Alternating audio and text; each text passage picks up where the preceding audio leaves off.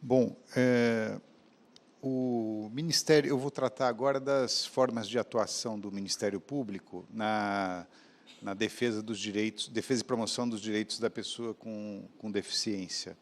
Eu tenho a experiência do Ministério Público Federal e já atuo nessa área há 9 anos. A Constituição definiu sinteticamente a competência do Ministério Público como sendo a defesa da ordem jurídica, do regime democrático, dos direitos coletivos e dos direitos individuais indisponíveis, né? Ordem jurídica, regime democrático, direitos coletivos é algo que, digamos, o senso comum mais ou menos identifica esses conceitos. Os direitos individuais indisponíveis é algo que na própria doutrina jurídica não está muito bem definido, é um conceito um pouco vago. O Supremo é que vem dando maior definição ao que seria inicialmente o direito à saúde, depois a legislação, o Estatuto do Idoso, alguns direitos, pode-se dizer que ali são identificados como direitos indisponíveis, e depois a Lei 7853, era a norma, antes da Lei Brasileira de Inclusão, a LBI, era a norma mais importante sobre deficiência, antes da Convenção. Ela também pode-se dizer que definia alguns direitos da pessoa com deficiência como direitos indisponíveis. Esse é o âmbito de atuação do Ministério Público. Portanto, um direito individual que seja disponível, né, que seja livremente fruível, a pessoa possa optar entre fruí-lo ou não, o Estado possa optar entre assegurá-lo ou não para a pessoa, esse direito está fora da esfera de atuação do Ministério Público. Nós, no Ministério Público, atuamos, seja de maneira ativa, iniciando procedimentos, inquéritos, seja propondo ações, assim como também de maneira passiva, principalmente através da intervenção obrigatória em certos processos, né? Então, a Lei 7853, ela estabeleceu que todo processo em que se controverta sobre um direito específico da pessoa com deficiência, um direito específico, o Ministério Público tem de intervir, né? Isso é o que eu chamo de intervenção passiva do Ministério Público. No âmbito das ações judiciais, nós podemos atuar tanto na proposição de ações coletivas, né, que visem garantir, assegurar, promover direitos de uma coletividade de pessoas com deficiência, assim como também individuais indisponíveis, né? Isso é uma atuação rara, é mais próprio da Defensoria Pública atuar em ações individuais, mas é possível, em tese, o Ministério Público atuar na defesa de um direito individual, né? O que ele normalmente vai fazer quando estrategicamente for interessante, né? Um direito... Por quê? Porque a atuação do Ministério Público sempre tem que ser seletiva e estratégica, porque as demandas são muitas, as injustiças são muitas, as ofensas a direitos são muito grandes. Então, a nossa atuação sempre tem que ser pensando em maximizar a eficácia da defesa de um certo direito, né? Então, por exemplo, casos em que há repercussão pública, né, em que caiu na imprensa, em que está se falando, a atuação do Ministério Público ali é uma atuação importante, porque isso vai significar divulgação de conhecimento de que existe aquele direito, de que aquele direito deve ser assegurado pelo Estado, de que aquela prática que obstaculiza o exercício desse direito é uma prática vedada, né, que o judiciário pode impor óbices, né, pode impor obrigação em pagar pagamento por danos causados. Então, ações individuais indisponíveis são sempre dentro de uma estratégia para maximizar os efeitos, né? O Ministério Público não tem a vocação de defesa de interesses individuais, mas ele pode fazê-lo sempre com essa perspectiva de estar ali instrumentalizando para a defesa de um interesse coletivo. Todas essas atuações são relevantes, né? Sempre elas têm seu momento de grande relevância, né? E tenho muitos exemplos mesmo de direitos individuais, em que foi muito oportuna a atuação do Ministério Público para o reconhecimento desse interesse na sociedade. Nós convivemos com muita falta de conhecimento dos próprios membros sobre os direitos das pessoas com deficiência.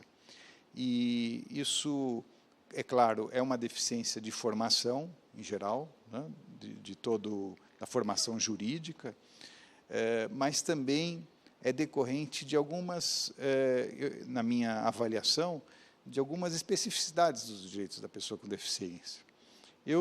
Pelo meu histórico, né, eu percebo que um conhecimento efetivo dos direitos de uma pessoa das pessoas com deficiência, ele se adquire através da convivência com essas pessoas. Eu tive o privilégio de trabalhar com uma servidora tetraplégica, 2 servidores cegos, 2 servidores deficientes físicos, e trabalhar com sociedades civis que tinham grupos importantes de mobilização pela defesa dos direitos da pessoa com deficiência. E foi graças a isso que eu ganhei conhecimento para tratar dessa temática. Eu vejo que outros membros que não têm esse envolvimento, né, em geral, desconhecem a relevância desses direitos, não sabem fazer uma atuação seletiva sobre relevância de defesa desses direitos. Então, essa convivência ela é extremamente importante, isso para o membro, né? Para, por exemplo, quem atua no atendimento a público, é extremamente importante fazer a pessoa falar, ouvir, conversar, né? Permitir uma contextualização o mais ampla possível, né? Sempre tendo em mente que a pessoa com deficiência, o tempo dela muitas vezes é diferente, né? Então, para ter acesso para apresentar um documento, para fazer um relato, para ter acesso a um registro seu pessoal, tudo isso muitas vezes pode ser mais demorado, pode ser mais dificultoso. Então, é muito importante o respeito a essa diferença da pessoa com deficiência no atendimento. É muito importante também canalizar esse atendimento para um atendimento pessoal feito pelo membro do Ministério Público, né? Porque a conversa direta do membro com a pessoa com deficiência, ela é muito esclarecedora, né? Porque por se tratar de um conceito social, né, um conceito sociológico, é só o contato direto que dá a experiência suficiente para se entender o que está se controvertendo ali, a situação de injustiça. Então, é extremamente relevante se encaminhar a pessoa atendida para um atendimento direto com o membro. Outra dificuldade importante de compreensão desses direitos, eu mencionei um considerando da Convenção, que não está na lei, que a deficiência é um conceito em evolução. Isso tem muitas consequências, né, essa afirmação. Uma delas é que ela é um conceito em evolução também em razão da evolução tecnológica. Os meios como se diz, os meios assistivos para as pessoas com deficiência, eles têm uma evolução muito rápida, né? E o que faz com que os próprios direitos mudem, né? Nós temos no MPF uma experiência com os orelhões acessíveis. Então, acredito que aí, por volta de 2003, 2004, se começou uma atuação imensa para todos os estados, orientando todos os estados, para se assegurar orelhões acessíveis nos aeroportos, orelhões para pessoas surdas. Acho que todos aqui já devem ter visto aquele aparelhinho que tem um intermediário, acredito que seja um intermediário que transcreve o ouvido, do outro lado do telefone, uma pessoa que não é surda, ela fala, e um intermediário ela escreve, e a pessoa surda pode ler no aparelho. Ainda existem esses aparelhos em alguns locais. Mas houve uma atuação muito grande nacional para se assegurar a presença desses orelhões acessíveis, né? E foram instaurados procedimentos, inquéritos no Brasil todo, em todos os locais onde havia aeroportos no Brasil. Isso deu muito trabalho, né? Muitos procuradores oficiaram aos aeroportos, eventualmente não priorizaram esses inquéritos, e esses inquéritos foram rolando dentro das procuradorias. E eu cheguei a ver um inquérito desse, eu acho que ainda aberto, em 2009, acredito, né? E continuava a mandar ofício para a empresa telefônica, e aí, bom, vamos ampliar isso, vamos ver aonde aqui no estado tem esses orelhões acessíveis, se as escolas têm, mas ninguém percebeu que aquilo simplesmente já não tinha importância nenhuma, que todas as pessoas já tinham celulares, as pessoas surdas assimilaram o uso do celular como um meio de comunicação indispensável, né? E dentro da família, dentro dos seus contatos, e que os orelhões já eram algo, eu não vou dizer absolutamente dispensável, né? Porque é sempre necessário em alguma situação de emergência, mas se tratava de uma atuação nacional do Ministério Público Federal, né? Quando a gente tem problemas muito mais graves acontecendo desde 2003. E por que isso aconteceu, esse erro crasso dentro do MPF? Por falta de contato direto com as pessoas, com as suas formas de organização,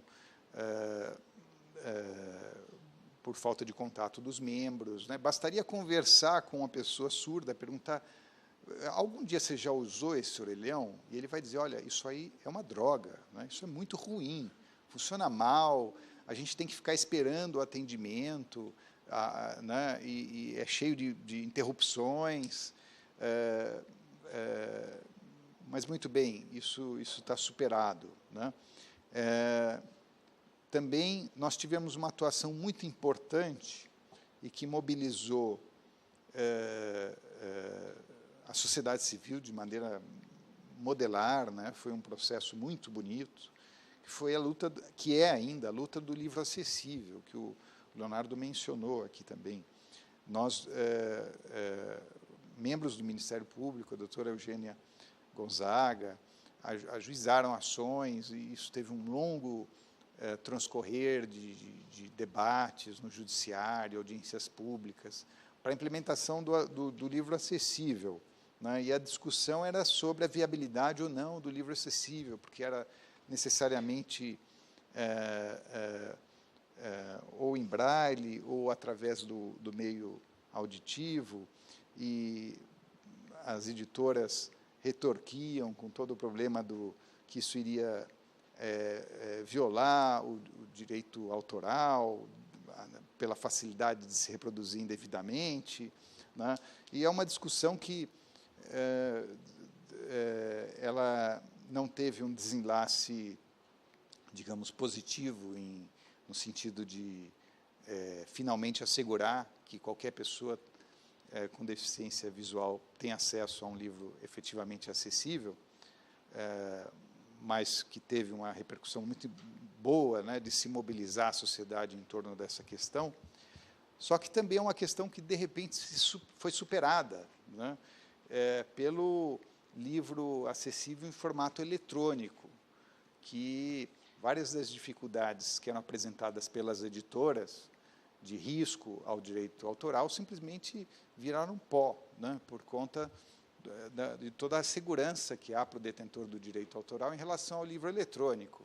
Então, não tem como copiar aquele livro. É mais difícil você copiar hoje um livro eletrônico, digamos, pegar o modelo aí, um Kindle, do que tirar xerox de um livro em qualquer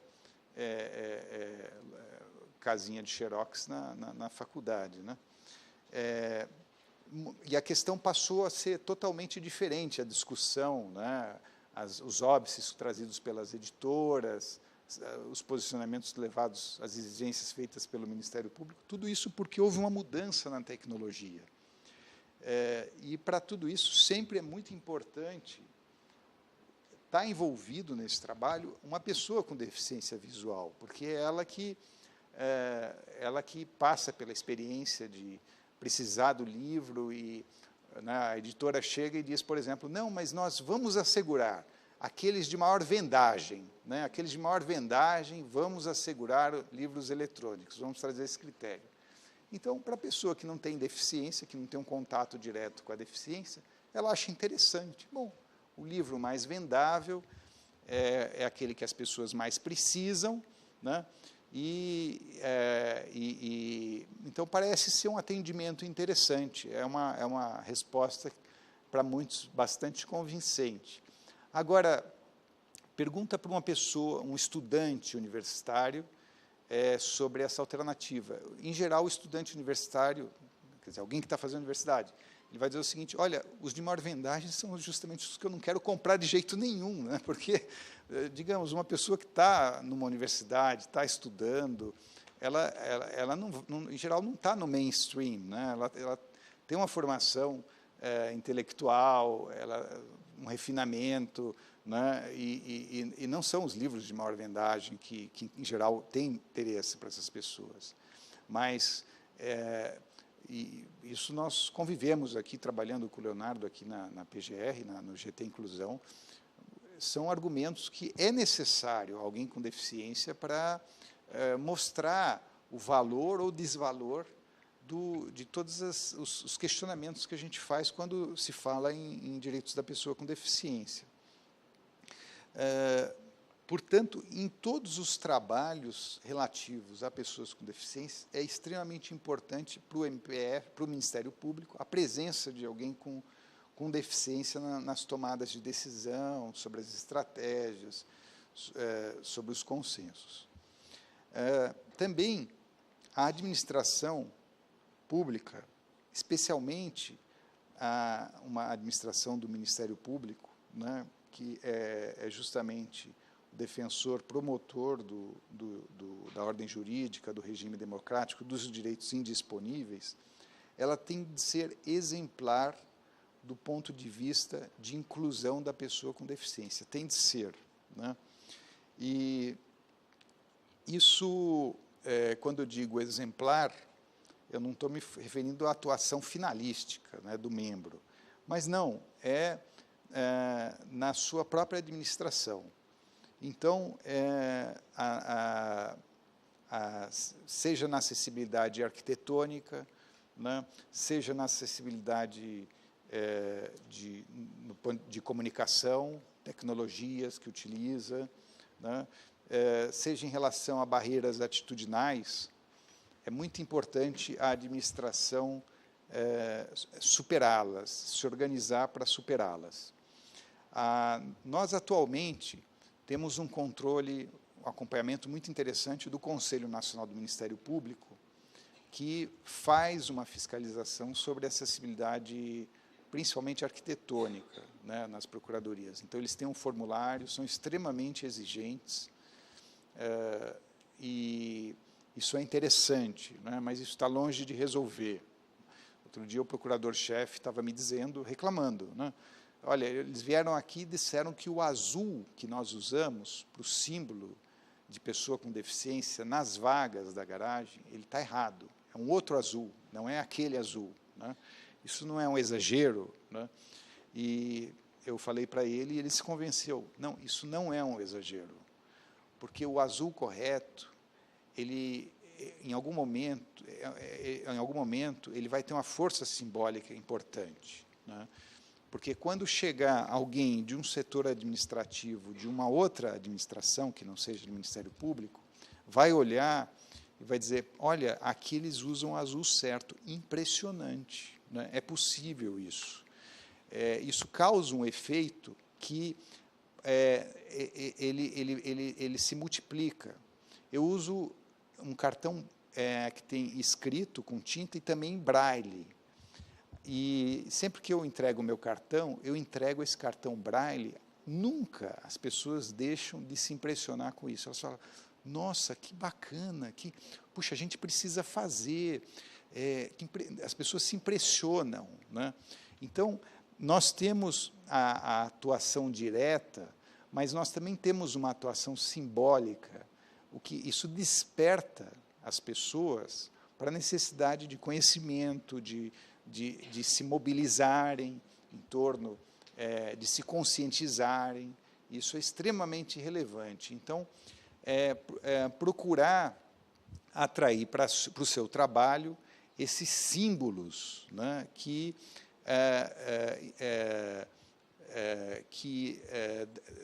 dão repercussão para a atuação finalística, né, pelo mero contato com as pessoas. Nós tivemos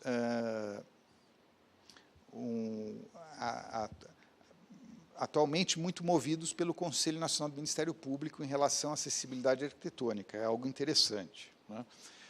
Não é só arquitetônica, por exemplo, o Conselho Nacional do Ministério Público, ele exige que estejam sendo feitos esses cursos de Libras, né, para os servidores.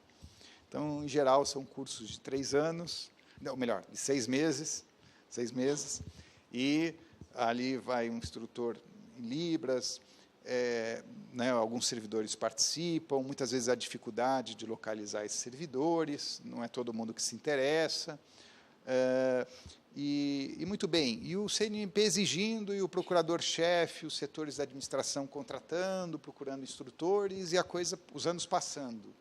E não aparece ninguém na administração que finalmente saiba falar Libras. Por quê, né? Não, é porque tem uma rotatividade muito grande aqui. Entra servidor, sai servidor. Não, é porque ninguém se interessa, é porque o pessoal vem, desiste, não estuda, a culpa é deles, né? Enfim, e a coisa está acontecendo, faz anos que isso está acontecendo, e o Conselho Nacional do Ministério Público continua exigindo, né? Agora, eu vou falar aqui, se as intérpretes, se eu estiver errado, as intérpretes me corrijam em alta voz, por favor, né? Para uma pessoa efetivamente saber Libras, ela precisa fazer um curso de pelo menos 3 anos, né? Até aqui eu acertei. E ela precisa continuar a praticar, e é como o curso de inglês, né? Quem é que cai nessa história? Aprenda inglês em 1 mês. Bom, a gente já caiu, né? Alguém precisava, gostaria, se inscreveu lá, mas depois não aprendeu, né? Não aprende inglês em 6 meses. Libras é a mesma coisa, é um idioma, né? Então, imagine o seguinte, né? Toda unidade do Ministério Público tem que ter um servidor que saiba falar chinês. Tá bom, né? Como é que vamos fazer isso? É a mesma coisa com Libras. Nós não vamos conseguir. Eu não sei, talvez se criarem uma gratificação, né, eu acho que isso vai funcionar, é algo interessante. Vai estimular. Afinal, aprender um idioma é uma coisa muito difícil, não é todo mundo... Ou fazer a coisa mais simples do mundo, contratar uma intérprete, né? Não contrata para fazer uma consultoria, vamos fazer esse auditório acessível. Então, vamos contratar uma assessoria para dizer como deve ser esse auditório. Vamos reformar aqui esse andar. Então, contratamos. Precisamos de vigilantes. Vamos contratar os vigilantes, né? E o intérprete, por que não contrata o intérprete, né? Agora, alguém foi perguntar para os intérpretes como é o processo de aprendizagem, a dificuldade? Não tem ninguém perguntando, né? Então, frequentemente ocorrem esses erros, bate-se com a cabeça na parede. Por quê? Por falta de contato direto com as pessoas com deficiência. Esse contato é indispensável. Sem ele não há conhecimento, né? Que é o maior problema, a falta de conhecimento, que é a barreira atitudinal. Já vem se discutindo há algum tempo, aqui dentro da PGR, há uma proposta interessantíssima que foi elaborada pelo Leonardo, que palestrou no começo do nosso evento, que é a criação de comissões de acessibilidade, comissões de inclusão, né, que sejam ou para pessoas com deficiência ou comissões de inclusão, seja para pessoas com dificuldade de mobilidade ou com um objeto mais amplo, né? E essas comissões, elas são fundamentais, são muito importantes. Eu vejo os tribunais eleitorais trabalhando nesse sentido, uma ou outra instituição hospitalar trabalhando nesse sentido, que são comissões, elas não têm o poder gestor, né? É muito frustrante você fazer parte de uma comissão dessas e não ver repercussão junto à chefia, né? Isso sem dúvida, é muito frustrante, e muitas comissões vão acabar com essa impotência diante da impossibilidade de executar as falhas, solução para as falhas que elas detectam, né? Mas é extremamente importante comissões que detectem os problemas. Por exemplo, fazem uma grande reforma num prédio público para que ele seja acessível. Colocam piso tátil, sinalizações, reservam vaga, colocam braille nas sinalizações, uma voz no elevador indicando se a porta aberta ou fechada, o andar. Fazem um negócio de primeira, muito bem. Dali 2 meses, alguém, espera aí, compramos o bebedouro, onde vamos pôr? Né? E põe ali, naquele lugar do elevador, que quem sair do elevador e não enxergar vai cair, vai tropeçar, vai bater, né? Ou então, o balcão quebra por algum motivo e tem que comprar o balcão. Aí o setor pertinente vai fazer a pesquisa, faz uma adesão a um pregão e compra o balcão. E aí ele compra um balcão que não tem... que uma pessoa cadeirante não consegue ser atendida, sem ficar afastada do balcão. E depois vão... sim, né? E o banheiro do deficiente que ninguém usa, e o pessoal da limpeza aproveita e guarda as vassouras, balde, os produtos de limpeza, né? E ainda deixa a chave com uma pessoa que ninguém sabe quem é, mas que o pessoal da limpeza sabe, né? Então está tranquilo. Então, por que essas coisas acontecem, né? Uma comissão...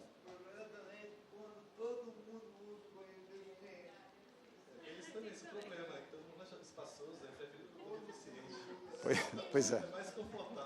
Então, uma comissão, ela detecta os problemas, né? Uma comissão que se organiza... Eu estou fazendo um desenho aqui muito vago, né? Mas uma comissão, ela pode detectar os problemas e reportar periodicamente ao procurador-chefe. O procurador-chefe está sabendo, né? O diretor administrativo da repartição está sabendo, e vai reportando, né? E assegurar, por exemplo, que alguém das comissões tenha uma atualização periódica, né, vá fazer um curso. São Paulo, eu sei de muitas instituições interessantes que fazem cursos de acessibilidade fantásticos, já organizei um contato com uma dessas instituições.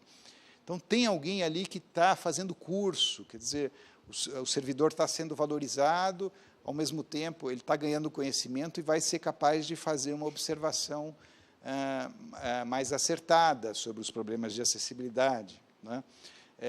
Então, é extremamente importante conseguirmos implementar essa comissão. Aqui nós não temos, no Ministério Público, o CNMP não se preocupou com isso, se preocupou só com uma comissão transitória, que eu acho que ainda existe, mas essa implementação de uma comissão que esteja acompanhando não ocorre. Isso é extremamente importante. Os hospitais têm as comissões de infecção hospitalar, que eles né, vão contando os casos de infecção, aí tem um certo número de infecções simultâneas, eles fazem um alarme, caracteriza, né, se tomam providências, fazem esses acompanhamentos.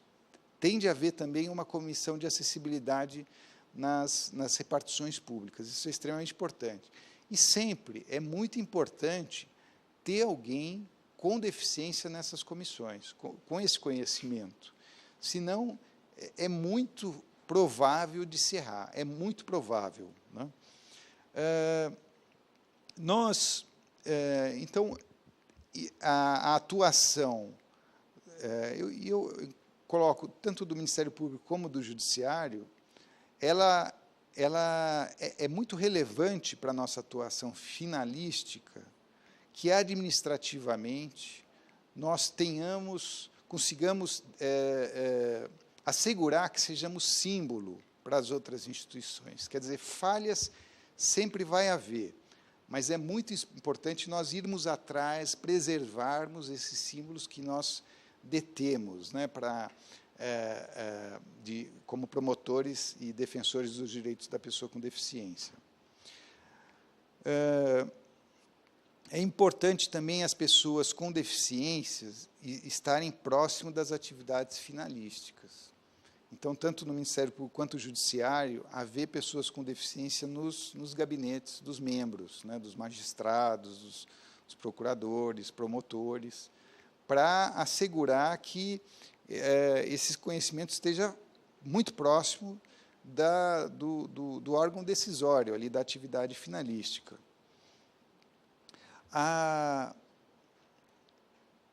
Do ponto de vista finalístico, no Ministério Público, a nossa atuação tem sido preponderantemente em relação a concursos públicos, cota, né? Porque eu não considero essa uma atividade, um direcionamento incorreto, porque o acesso ao trabalho, no final, ele é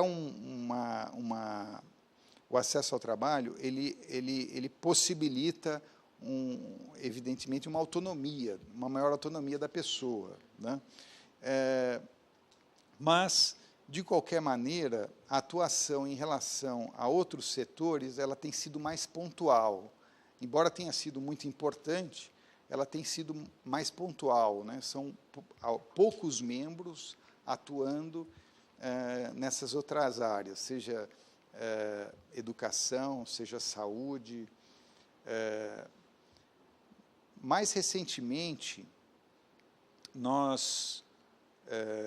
eu vou colocar duas questões importantíssimas que o Ministério Público está atuando. Uma delas é relativa a novidades da Lei Brasileira de Inclusão. A Lei Brasileira de Inclusão, ela derrogou alguns dispositivos, inclusive do Código Civil, até seguindo o que está disposto na Convenção Internacional das Pessoas com Deficiência. Ela acabou com a incapacidade absoluta em razão da deficiência. Só há atualmente a incapacidade relativa para a pessoa que não possa expressar sua vontade, ainda assim relativa. Quer dizer, a pessoa continua a agir diretamente, em nome próprio, na defesa do seu direito, e é possível alguém assisti-la, mas não representá-la para o exercício desse direito.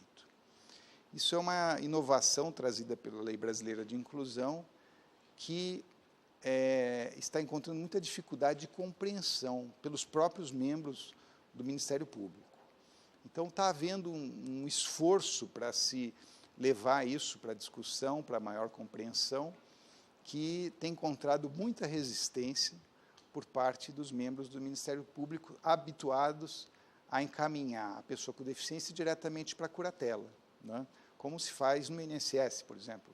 A pessoa quer um benefício de assistência social, previdência social, normalmente o atendente ali, a pessoa está interditada? Não, então vai lá e cuida da interdição. Nem conversa, nem explica. Vai lá e faz a interdição. Quer dizer, isso, a Convenção e a Lei Brasileira de Inclusão colocaram um ponto final. No Legislativo, está havendo todo um trabalho para se alterar essa novidade da Lei Brasileira de Inclusão e retroceder para a curatela da pessoa com deficiência. Uma outra discussão muito importante é em relação ao aborto de fetos com deficiência decorrente da Zika, né? Que, aliás, o Procurador-Geral da República, anteontem, ofereceu um parecer favorável a esse aborto. Esse aborto, essa motivação desse aborto é, evidentemente, uma motivação discricionária, né? Em que a pessoa com deficiência ela é menos valorada, né? Que ela justifica um aborto. Isso é algo que está em discussão. Nós, do GT Inclusão, éramos, evidentemente, contrários a esse posicionamento. Isso agora está no Supremo. E são todas questões que não estão só judicializadas, né? É claro que é uma judicialização que a sociedade civil deve participar. Uma das atuações que eu considero mais brilhantes do Ministério Público são aquelas atuações no sentido de empoderar os movimentos sociais. Então, que é quando o membro, as suas assessorias, mas principalmente os membros, e também, eu digo, do Ministério Público, também do Judiciário, eles vão à sociedade civil, realizando audiências públicas, participando dos próprios eventos organizados pelas coletividades das pessoas com deficiência, e vão lá e apresentam os direitos, a maneira como se os efetiva, atendem perguntas, respostas, e formam ali um vínculo, né, em que essas pessoas vão voltar, elas vão aos gabinetes, vão perguntar, vão se mobilizar, vão falar com seus conhecidos, se organizar, né? Então, os estudantes sem intérprete, que antes não iam no Ministério Público, ficam sabendo que o Ministério Público atende e que o pessoal do setor de atendimento vai ouvi-lo, vai perguntar, vai encaminhar, né? E começam a se organizar, né? Então, é um estudante que percebe que, se ele se organizar, ele vai ter uma recepção, uma recepção superior, uma recepção mais qualificada pelo membro do Ministério Público, do Judiciário, para compreender os seus problemas, para tomar conhecimento. E, quer dizer, isso é extremamente importante. O Ministério Público ele tem que trabalhar para a sociedade no sentido de torná-la mais autônoma, né?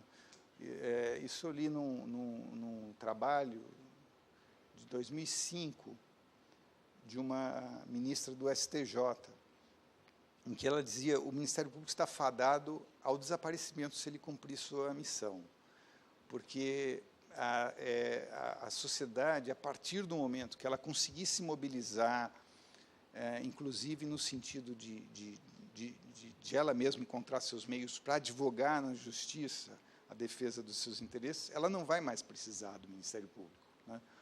Nós teríamos aquele Ministério Público antigo, que era um Ministério Público que só atuava no sentido nas ações penais, né?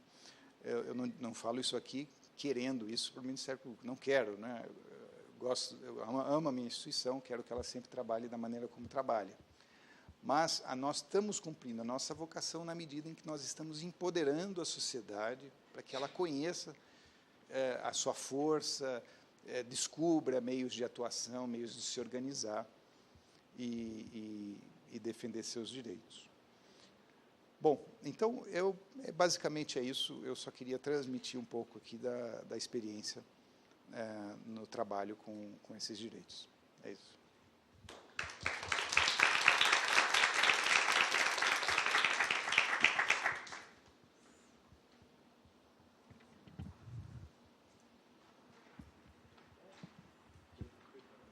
Se alguém quiser fazer alguma pergunta, Leonardo, quer o microfone? Eu vou falar rapidinho. Na verdade, se alguém quiser, tiver vontade de algum esclarecimento, se tiver alguma dúvida, pode ficar à vontade. E também existe a possibilidade de a gente exibir um videozinho que ilustra tudo isso que foi apresentado nesse dia, que mostra a história do movimento de deficientes aqui no Brasil. É bem interessante. Se houver tempo, né? É cerca de 20 minutos, mais ou menos, o vídeo, se vocês quiserem. Podemos, então, passar o vídeo? Alguém gostaria de fazer alguma pergunta? E, bem, antes, então, de iniciar o vídeo, já ficamos, né, todos convidados para o próximo encontro, então, no dia 15, em que a gente vai desmiuçar essa principal ferramenta que a gente falou agora há pouco, que é a questão da acessibilidade.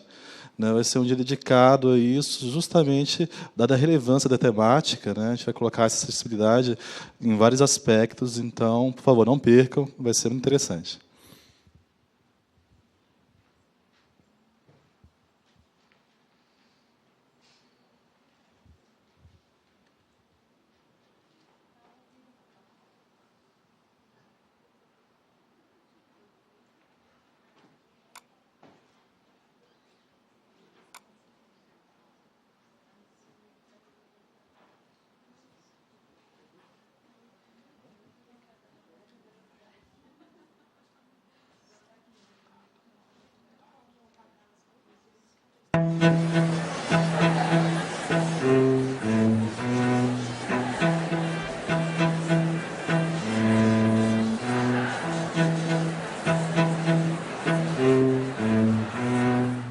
Mais ou menos nesse período, final da década de 70, houve o início do movimento das pessoas com deficiência.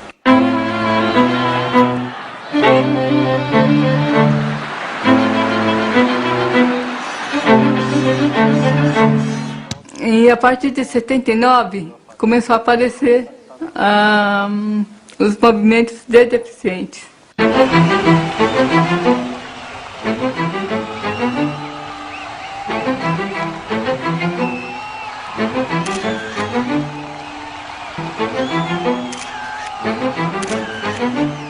Até 1979 éramos invisíveis à sociedade, a gente nem era percebido, né? Era como se não existíssemos, né?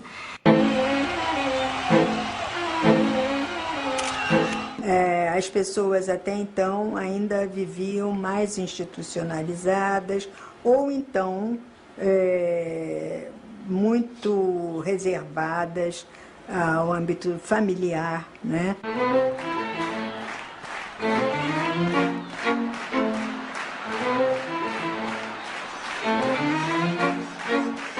Eu era merecedor de caridade, mas não de cidadania.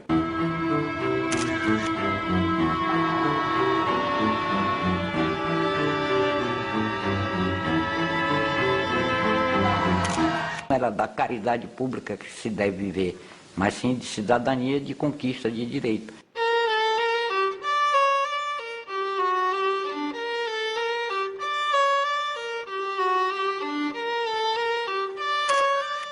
O importante é que nós, pessoas com deficiência, começamos a falar por nós.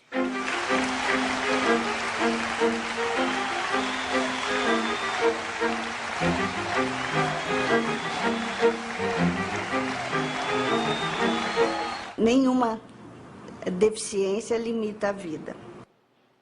Durante muito tempo, as pessoas com deficiência conhecem a sua história, enquanto coletivo, enquanto grupo, movimento, através de ouvir falar, de narrativas daqueles que vieram antes, daqueles que são companheiros no mesmo momento, e cada um tenta passar de sua maneira para os novos, como foi a história antes. Essa história, às vezes, ela é considerada como muito recente, às vezes ela é considerada como bem anterior, até remontando ao período imperial, mas muitas vezes começam a se dizer que as pessoas com deficiência não têm história. E a ideia justamente é mostrar que nós temos uma história. História do movimento político das pessoas com deficiência no Brasil.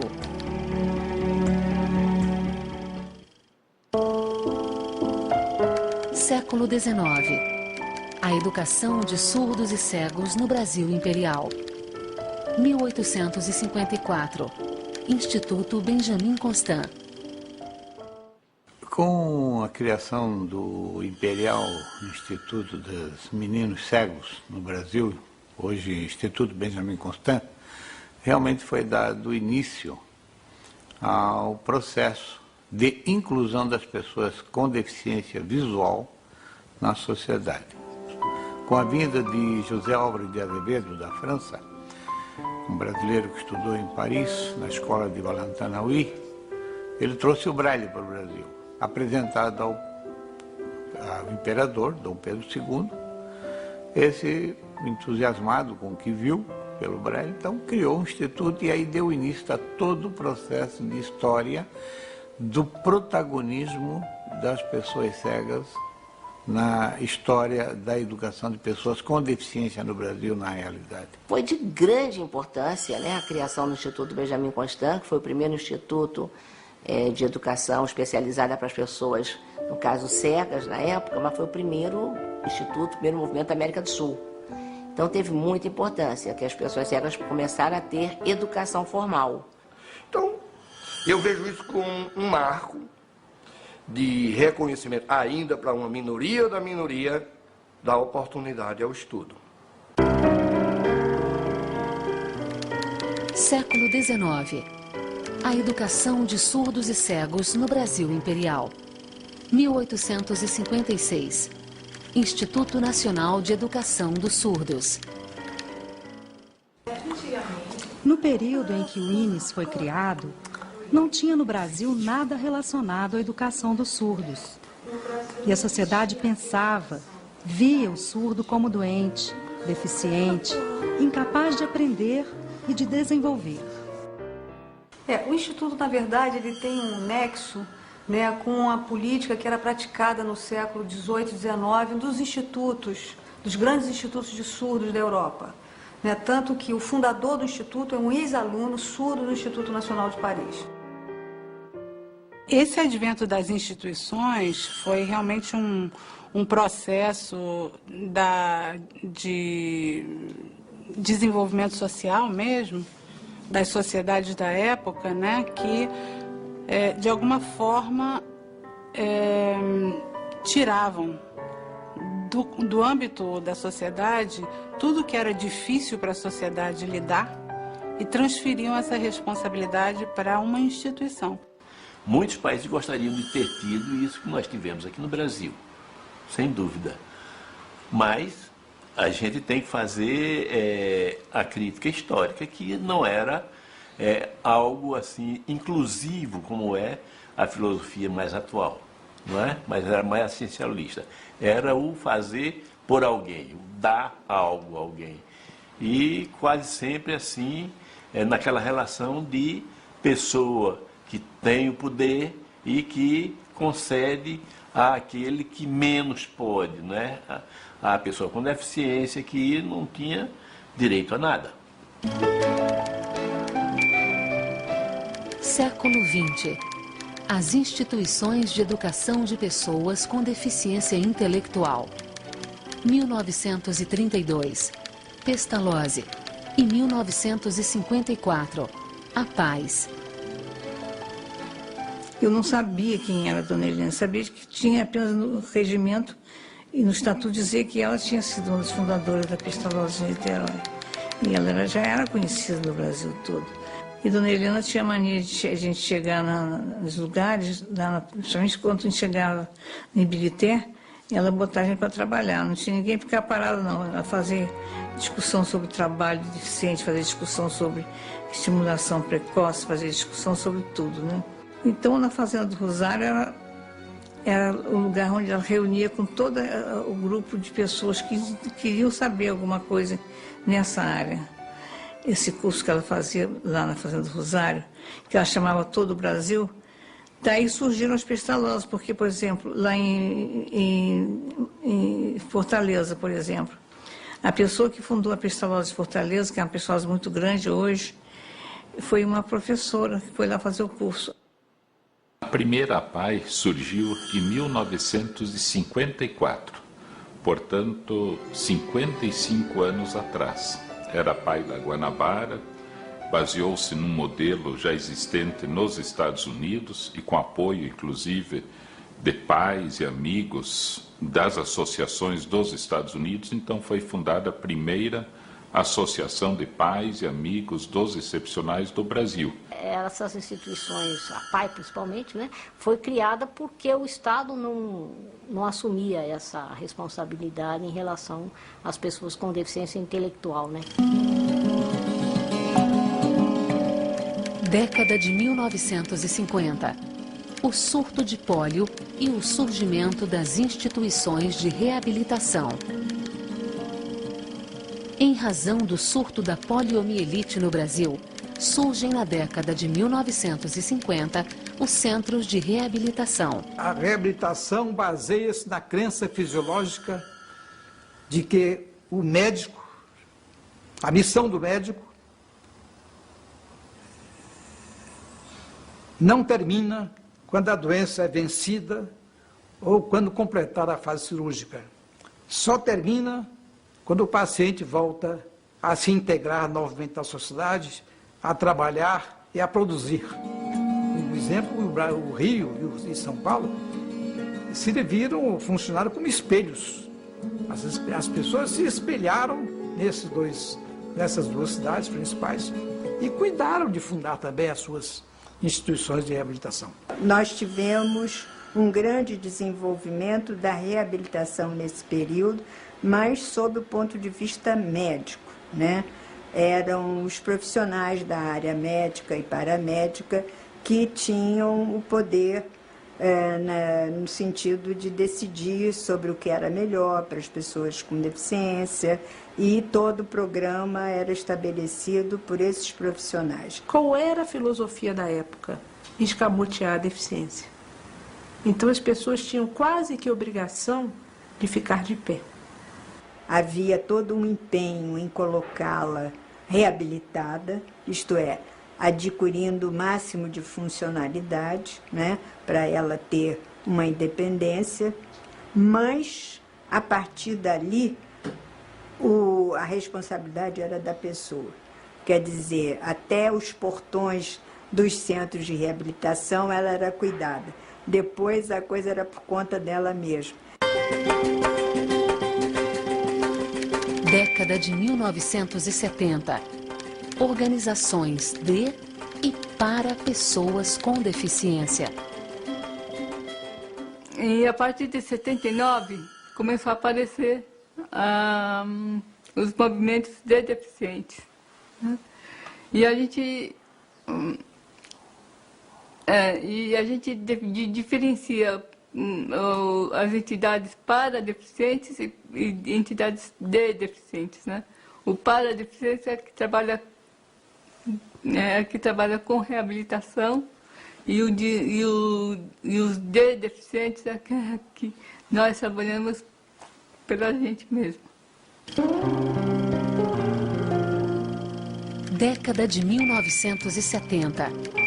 O movimento das pessoas com deficiência no contexto da abertura política.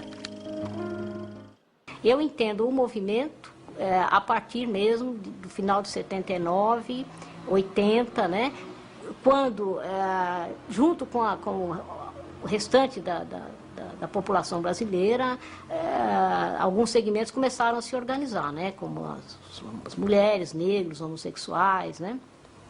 E aí as pessoas com deficiência também. Mas gozado que os deficientes, movimentos dos deficientes, na literatura sobre os movimentos sociais, é o etc., né? E eu acho que todo esse movimento de mudança nessa área, em termos nacionais, eu acho que coincidiu com as mudanças políticas da época, né? Onde o país estava se redemocratizando, tentando sair de um período de ditadura. Então, a nossa voz, que foi muito representativa, eu acho que foi um acontecimento muito importante aqui no Brasil. Tanto é que a nossa organização, ela se aprofunda a partir da própria abertura política. Que aí nós começamos a interagir com os outros próprios movimentos que foram surgindo.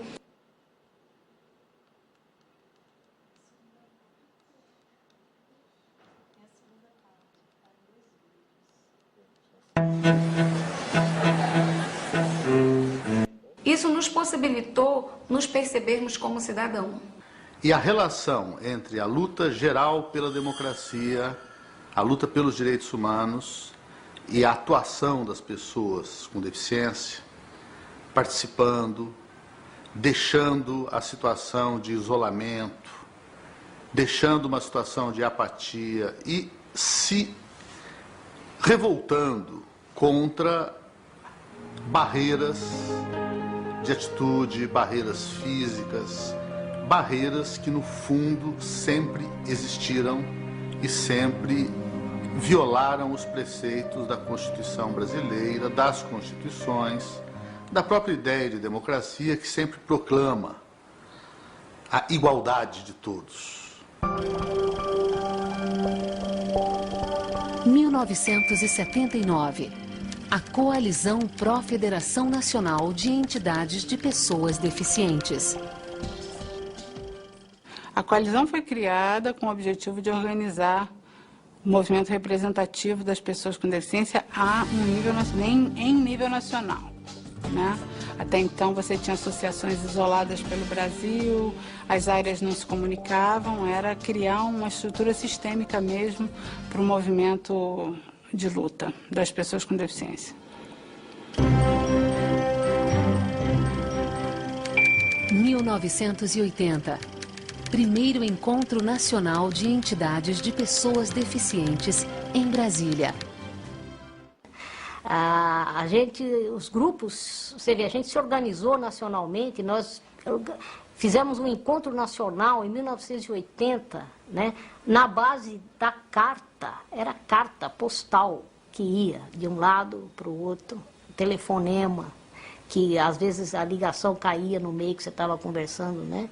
A gente não tinha comunicação com as capitais. E, no entanto, depois, quando a gente se reuniu em Brasília, a gente viu que, sem nos comunicar, estávamos, tempos atrás, né, quer dizer, 78, 79, 80, nós estávamos defendendo as mesmas ideias, os mesmos ideais. Isso significa que não é uma mera coincidência. Significa que o tempo chegou, né? O devido tempo chegou.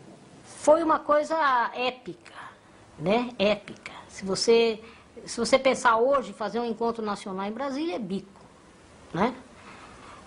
Mas naquela época foi um negócio realmente épico, né? Porque as pessoas, para chegar a Brasília, né, nós fomos com aquele ônibus da Maria de Lourdes Guarda, 19 horas de viagem, né, coisa que eu nem acredito, acho que isso aconteceu, sei lá, com outra pessoa, enfim. Então nós chegamos lá mortos, né, mortos. Era uma minoria que podia ir para um hotel, não é? A grande maioria ia para quartel, não é? Para os quartéis, o Exército Brasileiro colaborou grandemente nisso aí, né?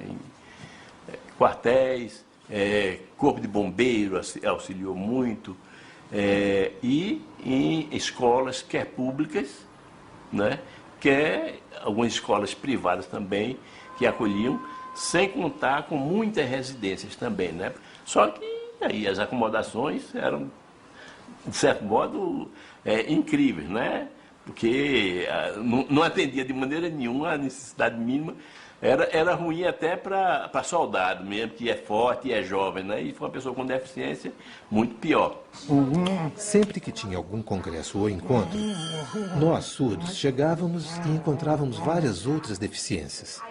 Ficávamos surpresos em ver várias outras deficiências que também tinham reivindicações. Os cadeirantes pediam rampas, os cegos pediam o braille, e nós, surdos, a nossa reivindicação era a língua de sinais.